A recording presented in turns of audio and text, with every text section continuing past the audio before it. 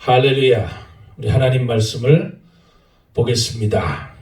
오늘 예레미야 20장 7절로 11절에 있는 말씀을 가지고 흔들리지 않는 믿음이라는 제목입니다. 뉴욕에서 있었던 일입니다. 시골에서 뉴욕 아들집으로 놀러온 노 부부가 한국 슈퍼마켓 가서 순 참기름을 샀습니다. 그래서 이 먹었더니 가짜라는 거예요. 한국에서 시골에서 직접 깨를 눌러서 기름을 짜서 먹던 그 맛이 아니라는 거예요. 그래서 이 노 부부가 이야기하기를 한국에서 직접 참기름을 짜서 뉴욕에 와서 팔면 돈을 많이 벌겠다. 그렇게 생각을 하게 됐습니다. 이 노 부부는 한국에 돌아간 뒤에 농사를 지어서 직접 깨를 짜서 참기름을 만들어서 뉴욕에 가지고 왔습니다. 이 한국 슈퍼에서는 팔 수 없었기에 사람을 통해서 아름아름 팔게 되었습니다. 그리고 이름을 진짜 순 참기름 그렇게 이름을 붙여서 파는데 안 팔리는 거예요. 먹어본 사람이 이 참기름은 가짜라는 거예요. 그러면서 사람들이 안 사는 거예요. 이 노 부부는 그래서 이 수고가 헛수고를 하게 됐습니다. 여러분, 참기름이라고 하는 것은 맛으로 승부를 내야 되는데 이 가짜 참기름의 맛에 입이 벌써 길들여졌기 때문에 진짜 순 참기름을 먹어도 가짜로 느낀다는 거예요. 왜냐하면 벌써 가짜 입맛에 우리 입이 벌써 그렇게 변질이 됐기 때문에 진짜 순 참기름을 먹으면서 도리어 가짜라고 판단하게 된다는 겁니다. 여러분, 이 이야기는 우리가 깊이 생각해야 될 문제가 여기에 담겨져 있습니다. 가짜가 진짜처럼 행세한다는 거예요. 진짜가 가짜처럼 취급을 당한다는 거잖아요. 가짜가 판을 치는 세상이라는 거예요. 진짜는 가짜 취급을 당하고, 이 세계만 그런 것이 아니라 기독교 안에, 교회 안에서도 마찬가지라는 거예요. 가짜가 진짜가 가짜처럼 취급을 당한다는 겁니다. 우리의 신앙이 진짜 신앙인데도 불구하고 가짜 취급을 당하고, 가짜 신앙인데도 불구하고 진짜 대접을 받는다는 거예요. 경건한 모양은 있지만 능력은 나타나지 않는 거예요. 능력을 부인하는 자라고 그랬거든요. 교회 안에서도 이런 일들을 우리가 비일비재하게 볼 수 있다는 거예요. 저 사람은 참 좋은 신앙 같은데 더 깊이 알고 보면 가짜라는 거예요. 입으로만 주여 주여 하는 자마다 다 천국에 갈 것이 아니요 내 아버지의 뜻대로 행하는 자라 들어가리라. 입으로만 주여 주여, 입으로만 내가 가짜라는 겁니다. 능력이 나타내. 경건한 모양은 있으나 능력을 부인하는 자, 그것이 아니라 내가 있는 자리에서 충성하며 하나님 말씀대로 내가 섬기며 어떤 고난과 어떤 환난이 올다 할지라도 그것을 내가 굳굳하게 이겨낼 수 있는 믿음, 이겨낼 수 있는 신앙, 그것이 우리를 진짜로 인정해 준다는 겁니다. 우리는 진짜 그리스도인이 되어야 됩니다. 생명과 능력 있고 하나님의 말씀에 뿌리를 둔 깊은 영성을 가진 진짜 그리스도인이 되어야 된다는 거예요. 우리의 사명이 너희는 세상에 비춰 소금이라고 했는데 그 말이 바로 이 말입니다. 진짜 그리스도인이 되는 것이 빛이 되는 것이고 소금의 역할을 감당하게 된다는 겁니다.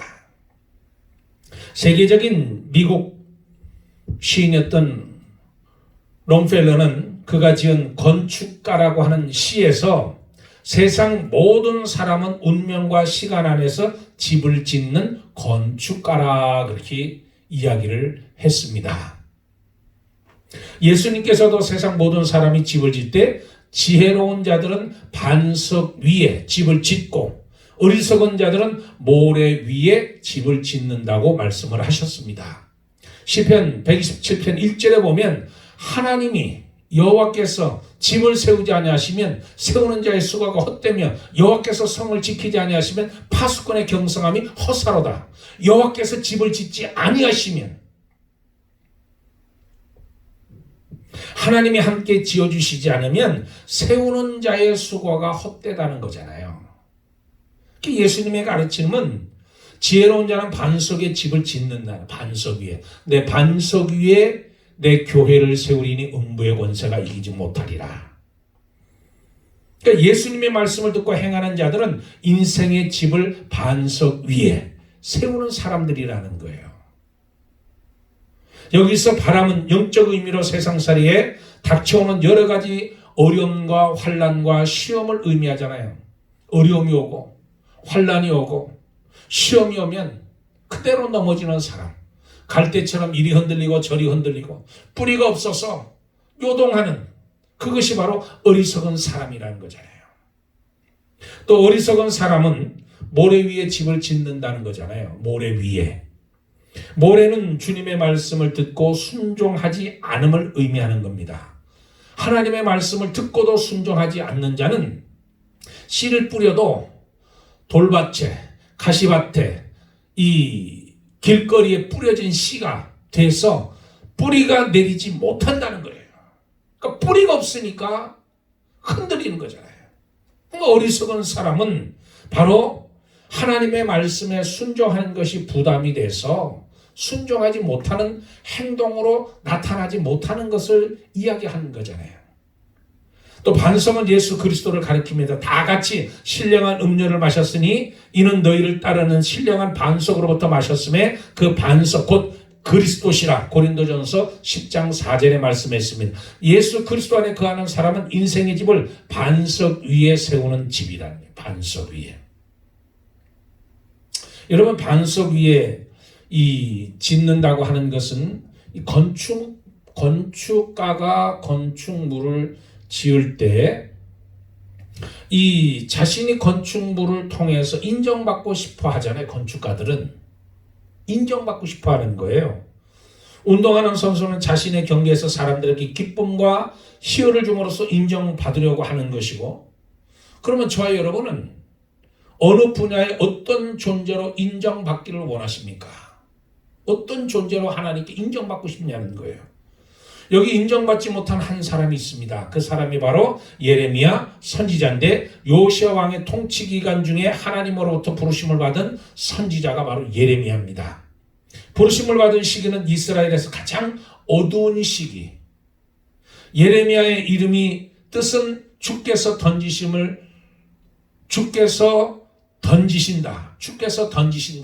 하나님께서 예레미야를 들어서 세상에다가 던지셨다는 거잖아요. 예레미야예요. 세상에 던지셨다. 예레미야는 솔로몬 당시 제사장이었던 아비아달의 후손이며 제사장 hil기야의 가문의 사람으로서 아나돗이 고향이었던 사람이었습니다. 하나님이 그를 불러주신 거예요. 불러주셔서 하나님의 말씀을 전하는 사역자로, 선지자로 하나님이 부르셨어요. 그래서 그를 사용하시는데 그의 삶은 영광스러운 삶과는 관계가 없는 그런 삶을 그가 살게 됐습니다. 많은 진실한 선지자들이 그랬던 것처럼 예레미야도 사람들로부터 인정도 환영도 받지를 못했다는 겁니다. 그에게 하나님께서 전하라고 하는 메시지를 축복의 메시지가 아니라 저주의 메시지였잖아요. 예레미야는 요시야 왕 때부터 북쪽으로부터 올 대적의 위험에서 대해서 반복적으로 외쳐왔습니다. 그런데 그때 당시 예레미야가 외쳤던 때는 아수르의 영향력이 유다 지역에서 점점 쇠퇴하고 있었던 시대예요. 쇠퇴하고 있었던 시대. 그러니까 부르심을 받은 때부터 20년이 지나서야 메소포타미 지역에서 오는 위협적인 바벨론이 세력을 늘러가게 됐는데, 그 당시 예레미야가 한참 활동했을 때는 아수르가 세력을 점점 잃어갈 그때였습니다. 그래서 당시 북쪽의 위험이라고 해봐야 쇠퇴에 가는 아수르가 전부였다는 거예요. 그러니까 이스라엘 백성들이 봤을 때는 하나님의 징계가 온다고, 하나님의 채찍이 온다고 들어봐야 점점 쇠약해지는 아수르, 점점 무너져가는 아수르, 무슨 힘이 있겠냐는 거예요. 그러면서 믿질 않았다는 거잖아요. 하나님의 심판이 북쪽으로부터 유다에게 내려질 것을 경고하는 예레미야 메시지는 웃음거리가 될 수밖에 없었다는 거예요. 나중에야 점점 세력을 키워가는 바벨론이 나타나지만 그때 당시는 바벨론이 나타나지 않을 때예요. 그러니 하나님의 경고를 들어봐야 저 세력이 점점 쇠퇴해가는, 망해가는 아수르가 우리나라를 침공해서 우리나라를 망하게 해? 백성들이 웃는 거예요. 비웃는 거예요. 그 말씀을 듣고 순종하지 않는 거예요. 그 말씀을 하나님의 말씀이라고 듣지 않는 거예요.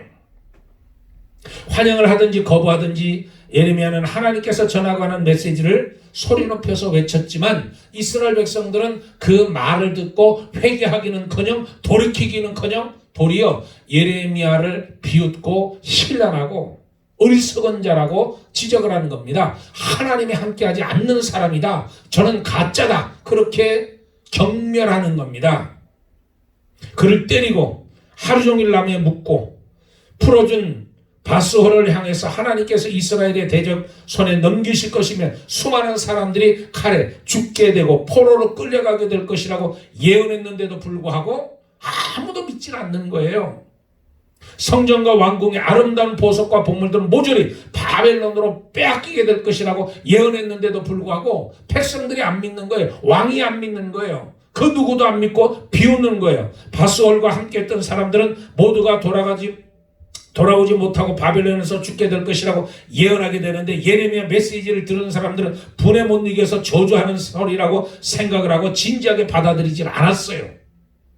그리고 시간이 지나면 저 예레미야의 예언이 거짓이라는 것이 드러날 거다, 그렇게 조소하면서 비웃었다는 얘기잖아요. 예레미야 예언이 놀라며 심각하게 받아들이지 않고 조롱하고 비웃었다는 겁니다. 여기서 우리는 첫째로 예레미야는 갈등 가운데서도 예언자적 외침과 선지자적 메시지를 전했다는 거예요.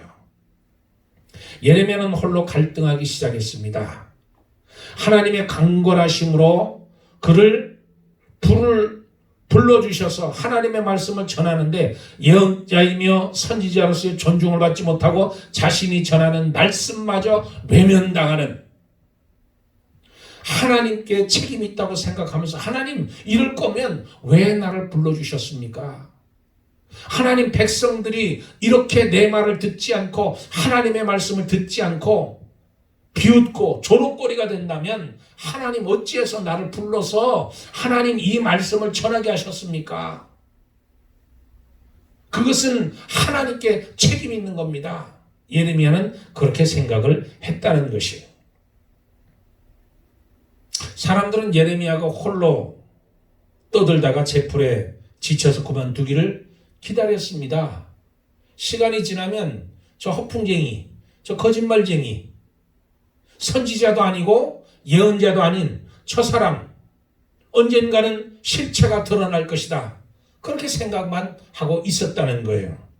그런데 그런 일은 일어나지 않았습니다. 예레미야는 하나님께서 그와 함께 하신다는 것을 알고 새로운 힘과 이전보다 강력한 힘을, 의지를 갖게 됐습니다. 처음 부르심을 받을 때 마찬가지로 여전히 백성들은 예레미야를 대하는 태도가 선지자로 예언자로 받아주지 않았지만 예레미야는 여전히 하나님의 말씀을 담고 하나님의 말씀을 여전히 전하는 거예요.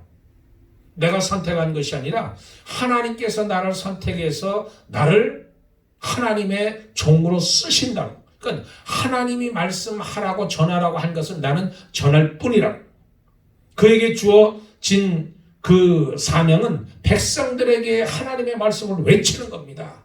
전하는 거예요. 예레미야는 갈등과 고민들은 연약하고 유약한 인간 자연 모습일 것입니다. 아무리 뛰어나고 위대한 사역자일지라도 인간이 겪는 갈등을 부정할 수 없습니다. 우리가 하나님의 뜻을 따라서 하나님의 일을 하다가 어느 날 생각지도 못한 어려움이 당하거나 커다란 시련이 닥쳐올 때 갈등하지 않을 수 없다는 거예요. 진정 하나님께서 나를 사용하시는 것이 맞는 것일까?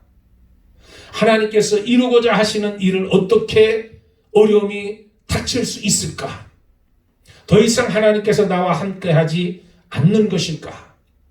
수많은 생각으로 갈등하게 된다는 겁니다. 그런데 이 예레미야가 깨닫는 게 하나가 있어요. 그게 뭐냐면 예레미야 20장 9절인데 내가 다시는 여호와를 선포하지 아니하며 그의 이름으로 말하지 아니하리라. 이 내가 다시는 여호와를 선포하지 아니하며 그의 이름을 말하지 아니하리라. 다짐을 수없이 했을 겁니다. 왜냐하면 예레미야는 사람으로부터 거절당하고 고립이 됐기 때문입니다. 그런데 그 뒤에를 보면 어떤 말씀이 있냐면 내가 다시는 여호와를 선포하지 아니하며 그의 이름을 말하지 아니하리라 하면 나의 마음이 불붙는 것 같아서 골수에 사무치니 답답하여 견딜 수가 없나이다. 여러분, 이게 바로 선지자가 가지고 있는, 예언자가 가지고 있는 고백입니다. 하나님의 종들이 가지고 있는 고백이에요. 내가 다시는 여호와를 선포하지 아니하며 그의 이름으로 말하지 아니하리라 하면 나의 마음이 불붙는 것 같아서 골수에 사무치니 답답하여 견딜 수가 없나이다.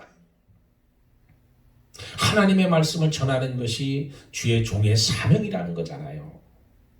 엠마오로 가는 두 제자가 예수님께서 예수님 자신에 대한 말씀을 풀어주실 때 그들이 고백했습니다. 우리 속에서 마음이 뜨겁지 아니하냐. 마음에서 뜨겁지 아니하냐. 여러분, 하나님의 말씀에 사로잡힌 사람들은, 하나님의 말씀에 사로잡혀서 살아가는 사람들은, 진짜 크리스찬들은 그 마음에서 불길이 일어나는 거예요. 그 마음이 뜨거워지는 거예요. 말씀으로 뜨거워지는 거예요. 성령으로 뜨거워지는 거예요. 그래서 하나님의 말씀은 살았고 운동력이 있어 장날선 어떤 것보다도 예리하여 우리의 혼과 영과 관절 및 고수를 찔러 쪼개기까지 한다고 했어요. 하나님의 말씀을 내가 들을 때, 하나님의 말씀을 사모할 때 내 속에서 성령이 뜨겁게 역사하는 거예요. 뜨겁게. 그러니까 허다한 무리의 비방과 위협이 다가온다 할지라도 가장 믿고 의지했던 사람들마저 외면하고 돌이킨다고 할지라도 두려워하지 않는 거예요.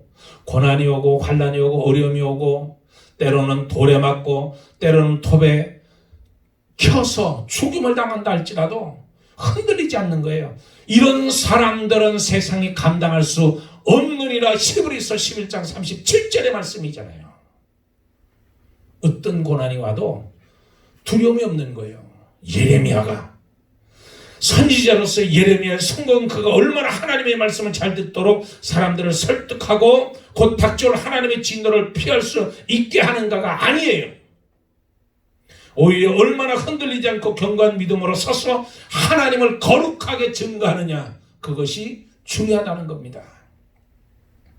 두 번째로 예레미야의 모습에서 우리는 예수님의 모습을 발견하게 됩니다. 예수님의 모습을. 예레미야 모습 속에서 우리는 예수님을 발견하게 돼요. 예수님께서는 흔들리지 않고 굳건함으로 하나님의 뜻을 이루셨습니다. 하나님의 뜻을 이루신 예수께서 세상 가운데 거하시는 저와 여러분을 불러주셨어요. 우리 모두 예수 그리스도를 구주로 시인하며 하나님의 나라를 소망하는 삶을 살아가야 된다는 거예요. 그리스도인의 삶이라고 해서 세상과 분리된 것을 말하는 것이 아닙니다. 세상 가운데서 그리스도인으로 살아가는 거예요. 하나님의 자녀로 살아가는 거예요. 예수를 구주로 영접하고 그리스도인이 된 바로 그때부터 이 세상을 떠나 새 하늘과 새 땅으로 가는 게 아닙니다. 구원의 은혜를 받기 이전과 이후 여전히 세상에서 살아가요. 바로 변화는 이것입니다. 그리스도인이 저와 여러분은 여전히 세상에 살아가고 있지만 악한 세상으로부터 구원을 받아 새로운 출발을 하게 된다는 거예요. 새로운 출발을. 믿음으로 새롭게 출발해서 세상에 믿음으로 살아가는 거예요.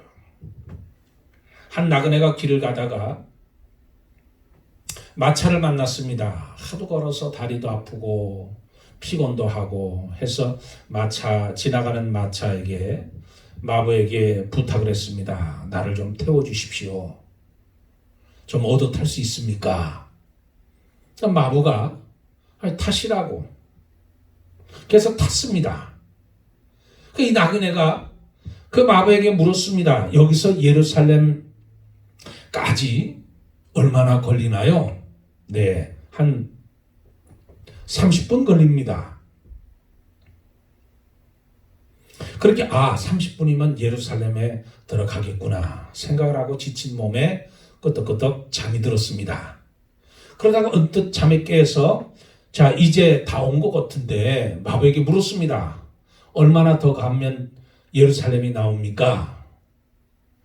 1시간은 가야 됩니다. 아니 조금 전에는 아까는 30분이면 간다고 얘기했는데 그럼 벌써 예루살렘을 지난 겁니까? 마부가 대답했습니다. 아닙니다. 이 마차는 예루살렘 반대편으로 가는 마차입니다. 그렇게 얘기했다는 거예요.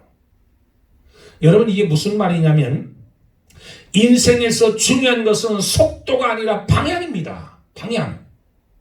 방향이 맞으면 설령 늦더라도 목적지에 도착하게 됩니다. 근데 방향이 틀리면 아무리 내가 빠른 속도로 빨리 가도 점점점 그 방향과는 멀어진다는 거예요.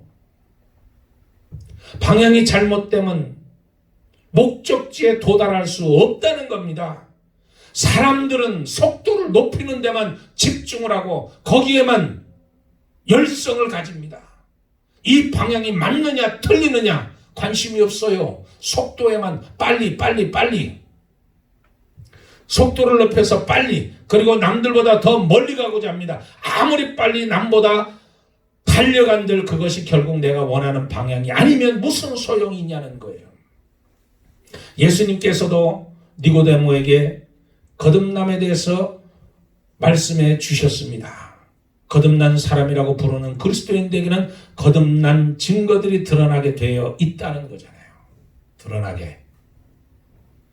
그러한 증거들은 다른 사람들보다 조금 더 윤리적이고 도덕적이며 이타적인 존재가 되는 것이 아니라 세상과 전혀 다른 관점과 기준으로 살아가며 살아내야 한다는 것입니다.